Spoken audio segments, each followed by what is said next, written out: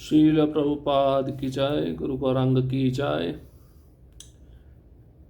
चैतन्य महाप्रभु और वेंकट भट्ट का संवाद चल रहा है, जिसमें चैतन्य महाप्रभु वेंकट भट्ट को कहते हैं कि नारायण और कृष्ण के रूप में कोई अंतर नहीं है, लेकिन तत्व और सिद्धांत की दृष्टि से जो कृष्ण का रूप है, कृष्ण में जो 4 गुण अधिक हैं, वह नारायण से उसको सर्वोत्कृष्ट बना देते हैं। गोपियां नारायण को देखकर इतना आकर्षित नहीं होती जितना वह कृष्ण को देखकर आकृष्ट होती हैं। तो एक तरह से लक्ष्मी जो है वह गोपियों के माध्यम से कृष्ण का संग प्राप्त कर रही हैं, क्योंकि गोपियों और लक्ष्मी में कोई अंतर नहीं है। और चैतन्य महाप्रभु सांत्वना देते हुए वेंकट भट्ट को ये भी कहते हैं, मैंने जो कुछ कहा था वह परिहास था। शास्त्रों का निष्कर्ष तुम सुन सकते हो, जिसमें वैष्णव का दृढ़ विश्वास होता है भगवान का कोई भी रूप हो उसमें कोई भेद या अंतर नहीं देखना चाहिए। नारायण और कृष्ण का रूप एक ही है। जिस प्रकार गोपियों और लक्ष्मी में कोई अंतर नहीं है, उनका भी रूप एक ही है। अगर कोई व्यक्ति इनमें भेद देखता है भगवान के इन रूपों में, तो वह अपराध का भागी बन जाता है। विभिन्न भक्तों की विभिन्न अनुरक्तियों के कारण विभिन्न रूप प्रकट होते हैं। वास्तव में भगवान एक हैं, लेकिन वे अपने भक्तों को संतुष्ट करने के लिए विविध रूपों में प्रकट होते हैं। जब वैदूर्य मणि अन्य वस्तुओं का स्पर्श करता है तो यह विभिन्न रंगों में विभक्त होता प्रतीत होता है। फलतः उसके रूप भी भिन्न लगने लगते हैं। इसी प्रकार भक्त के ध्यान भाव के अनुसार अच्युत भगवान एक होते हुए भी विभिन्न रूपों में प्रकट होते हैं। चैतन्य महाप्रभु उदाहरण देकर समझा रहे हैं। उदाहरण वैदूर्य मणि का। वैदूर्य मणि को जब अन्य वस्तुओं से स्पर्श किया जाता है तो ये वैदूर्य मणि विभिन्न रंगों में दिखाई देने लगती है। उसके रूप भी अलग अलग दिखाई लगने लगते हैं। भक्त जिस भाव में आकर भगवान के जिस रूप का ध्यान करता है, भगवान उसी रूप को उस भक्त के समक्ष प्रकट कर देते हैं। तो भगवान के अलग अलग भक्त हैं, भगवान के अलग अलग रूप हैं। जिस भक्त को जिस रूप के प्रति अनुरक्ति होती है, वह भक्त उस रूप का ध्यान करता है और ध्यान के माध्यम से उस रूप को देखता है। तब वेंकट भट्ट ने कहा, मैं सामान्य पतित जीव हूं, किंतु आप तो साक्षात पूर्ण पुरुषोत्तम भगवान कृष्ण हैं। भगवान की लीलाएं अगाध हैं और मैं उनके विषय में कुछ भी नहीं जानता। आप जो भी कहते मैं उन्हें ही सत्य के रूप में स्वीकार करता हूं। मैं लक्ष्मी नारायण की सेवा में रत था और उन्हीं की कृपा से मैं आपके चरण कमलों का दर्शन कर सका हूं। अपनी अहेतु की कृपा से आपने मुझे भगवान कृष्ण की महिमा का ज्ञान करवाया। भगवान के ऐश्वर्य गुण तथा रूप का कोई भी अंत नहीं पा सकता। अब मैं समझ सका हूं कि भगवान कृष्ण की भक्ति ही सर्वोपरि पूजा है। आपने अहेतु की कृपा द्वारा तथ्यों की व्याख्या करके ही मेरे जीवन को कृतार्थ कर दिया। यह कहकर वेंकट भट्ट महाप्रभु के चरण कमलों पर गिर पड़े और महाप्रभु ने अपनी अहेतु की कृपा करते हुए उनका आलिंगन किया। जब चातुर्मास्य का काल व्यतीत हो गया, तब श्री चैतन्य महाप्रभु ने प्रस्थान करने के लिए वेंकट भट्ट से अनुमति मांगी और श्रीरंगम का दर्शन करने के बाद वे दक्षिण भारत की ओर आगे बढ़ गए।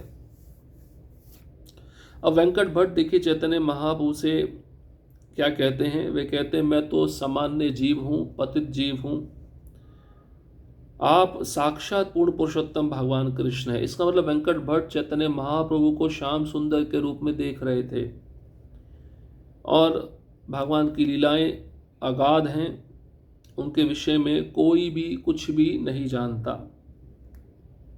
और आपने जो मुझे कुछ भी कहा है, बताया है, उसी को मैं सत्य के रूप में स्वीकार करता हूं। मैं लक्ष्मी नारायण की सेवा में लगा हुआ था।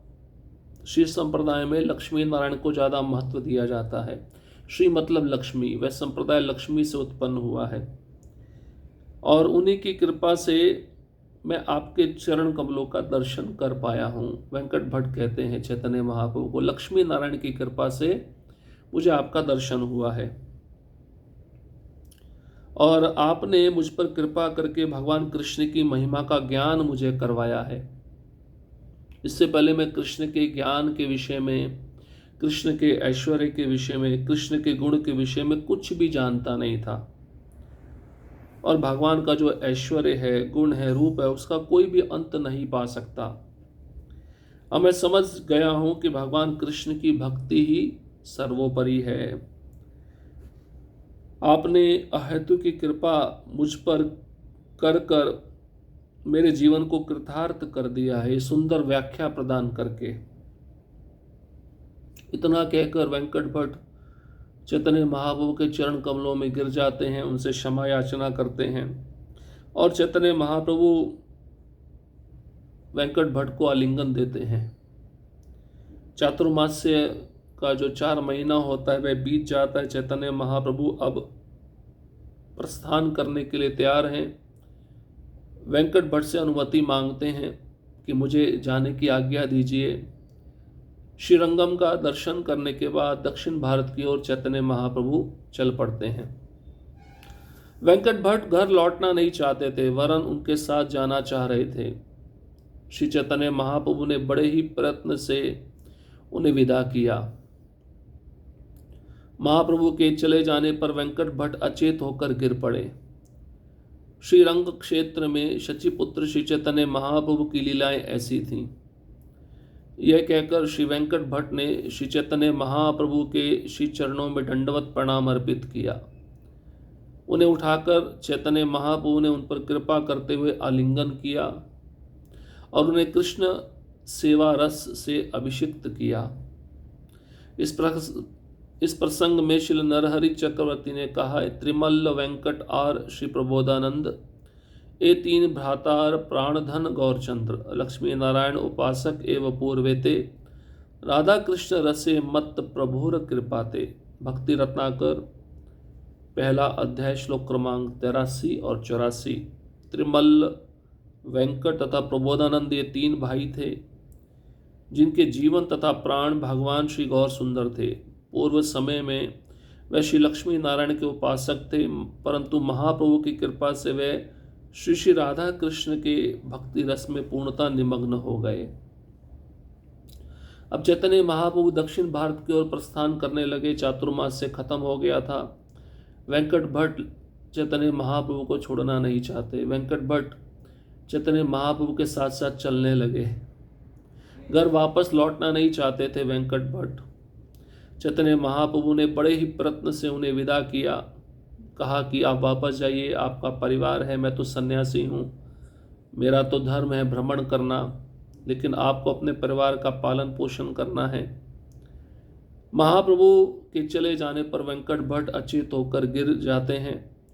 औरंग क्षेत्र में शचीपुत्र चैतन्य महाप्रभु की लीलाएं बहुत दिव्य हैं। यह कहकर वेंकट भट्ट ने चैतन्य महाप्रभु के चरणों में दंडवत प्रणाम अर्पित कर दिया। उन्हें उठाकर चैतन्य महाप्रभु ने कृपा करते हुए वेंकट भट्ट को आलिंगन दिया और कृष्ण सेवा में पूर्णतया नियुक्त कर दिया। तीनों भाई त्रिमल्ल, वेंकट और प्रबोधानंद ये पहले श्री संप्रदाय में थे, लेकिन गौर सुंदर की कृपा से अब वे राधा कृष्ण के उपासक बन गए। लक्ष्मी नारायण की उपासना करते थे। लक्ष्मी नारायण की उपासना करते करते चैतन्य महाप्रभु का संग प्राप्त हुआ। वे राधा कृष्ण के दिव्य उपासक बन गए। अब हम गोपाल भट्ट गोस्वामी जी का बाल्य चरित्र श्रवण करेंगे। उनका बाल्य चरित्र कैसा था। श्री वेंकट भट्ट के निवेदन पर श्री चैतन्य महाप्रभु ने उनके घर भिक्षा ग्रहण करना स्वीकार किया तथा महाप्रभु को अपने बीच पाकर परिवार के सदस्य आनंदित हो उठे। श्री वेंकट भट्ट के पुत्र गोपाल उस समय बालक ही थे। उनके आयु लगभग 11 वर्ष की थी। श्रील नरहरि चक्रवर्ती भक्ति रत्नाकर में कहते हैं कि श्री चैतन्य चरितामृत में गोपाल भट्ट का श्री वेंकट भट्ट के पुत्र के रूप में उल्लेख नहीं है,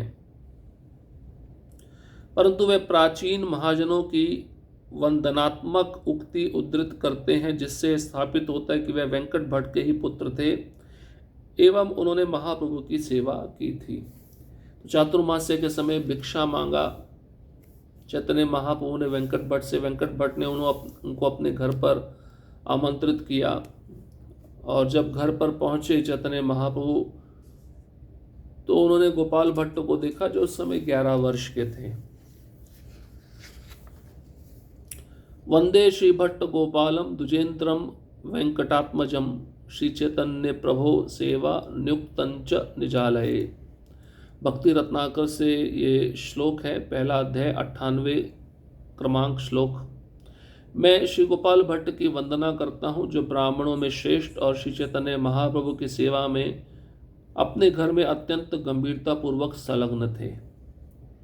अब भक्ति रत्नाकर के वर्णन को देखें। श्री चैतन्य महाप्रभु को अपने घर आदर एवं सम्मान पूर्वक ले जाकर श्री वेंकट भट्ट ने भगवान के श्री चरणों का पाद प्रक्षालन किया। उस जल को उन्होंने अपने परिवार के सभी सदस्यों को पान कराया। गोपाल ने भी उस चरणामृत का पान किया और उसके प्रभाव से उनमें भगवत प्रेम का उदय हुआ। श्रील नरहरि चक्रवर्ती कहते हैं, अन्यत्र व्यक्त गोपाल वेंकट तनय प्रभु पादोदक कपाने हैल प्रेमादय करयतन कत स्थिर है तेनारे विपुल पुलक अंग झलमल करे। भक्ति रत्नाकर पहला अध्याय श्लोक क्रमांक 90 और 91। अन्यत्र ऐसा कहा गया है कि गोपाल श्री वेंकट भट्ट के ही पुत्र हैं। श्री चैतन्य महाप्रभु के चरण प्रक्षालन के जलपान से उनमें भगवत प्रेमोदय उदय हुआ। हालांकि उन्होंने अपने शरीर को नियंत्रित करने का प्रयास किया, परंतु वह दिव्य प्रेमवश कांपने लगे। अब चैतन्य महाप्रभु जब घर पे आए, वेंकट भट्ट ने उनका चरण पखारा, चरण को धोया। धोने के पश्चात वह चरणोदक परिवार के सभी सदस्यों को प्रदान किया। गोपाल भट्ट 11 वर्ष के थे, उन्होंने भी वह जल पिया। जल पीते ही उनके आंखों से आंसू बहने लगे। उनके हृदय में भगवान के प्रति प्रेमा भक्ति संचारित हो गई। शरीर का जो रोआ था वह खड़ा हो गया। प्रेमवश कांपने लगे। बहुत प्रयास किया उन्होंने अपने को नियंत्रण करने का, लेकिन नियंत्रित नहीं कर पाए। ये सब भाव चैतन्य महाप्रभु के चरणों का जल पीने से 11 वर्ष के बालक गोपाल भट्ट में उदित हो चुका था। भगवान श्री चैतन्य महाप्रभु को अपने गृह में देखकर वह भाव विभोर हो गए एवं उनके श्री चरणों में लौट गए। बाल्यकाल में उनका यह समर्पण देखकर महाप्रभु ने उनके सिर पर अपने पाद पद्म रखकर अपनी कृपा का प्रथम परिचय दिया। तत्पश्चात महाप्रभु ने उन्हें उठाया। गोपाल उनके स्पर्श और शक्ति संचार को सहन न कर सके एवं मूर्छित हो गए। घर में अपने प्राणनाथ प्रभु को प्राप्त कर पिता की आज्ञा से गोपाल हर्षित होकर महाप्रभु की सेवा करने लगे। पितार आज्ञा सेवे महादृष्ट हैया। श्रीरंगम में गोपाल सदैव महाप्रभु के साथ रहते और सर्वतोभावेन उनकी विभिन्न प्रकार से सेवा करते। श्री चैतन्य महाप्रभु के नवदीप लीला का उन्होंने श्रवण किया था। कुछ भक्तों का मत है कि उन्होंने स्वयं महाप्रभु से नवदीप का वर्णन सुना था, और अन्य भक्तगण कहते हैं कि महाप्रभु के संगी कृष्णदास से उन्होंने श्रवण किया था। इस श्रवण के प्रभाव से ही वे महाप्रभु को सन्यासी के रूप में देखकर संतुष्ट नहीं थे। एक दिन वे व्यक्तिगत रूप से एकांत में विलाप करने लगे, विधाता के प्रति आक्षेप करने लगे, और आक्षेप करते हुए रुंधे हुए स्वर में वे कहने लगे, ओरे विधि केन जन्माइल दूर देशे। हे भगवान, मेरा जन्म नवदीप से दूरस्थ स्थान पर क्यों हुआ? आपने मुझे प्रभु को सन्यासी रूप में दर्शन करने के लिए क्यों विवश किया, और नवदीप में उनकी लीलाओं का दर्शन करने से क्यों वंचित रखा? उनके चंपक फूलों से गुथे घुंघराले केश और नर्तक वेश के दर्शन का सौभाग्य क्यों नहीं दिया आपने मुझे? राधिका के प्राणनाथ श्री ब्रजेंद्र नंदन को सन्यासी का जीवन जीने की अनुमति क्यों दी? इस प्रकार विलाप करते हुए वे एक उन्मत्त व्यक्ति की भांति क्रंदन करने लगे। उनके नेत्रों से अविरल अश्रुओं की धारा बहने लगी। नासिका से अग्निशिखा के समान उष्ण दीर्घ निश्वास निकलने लगे।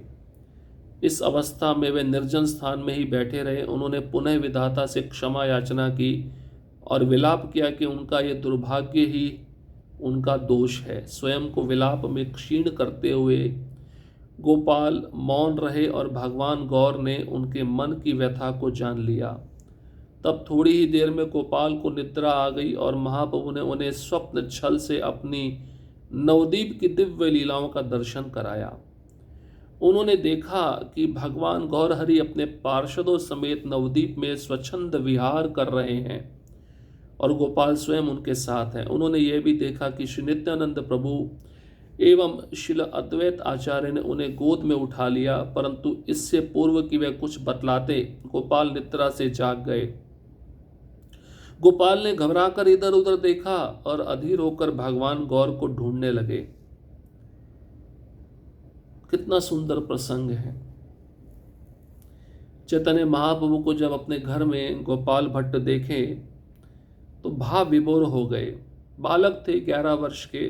चैतन्य महाप्रभु के चरणों में लेट गए और बाल्यकाल से ही चैतन्य महाप्रभु ने इस बालक का समर्पण देखा।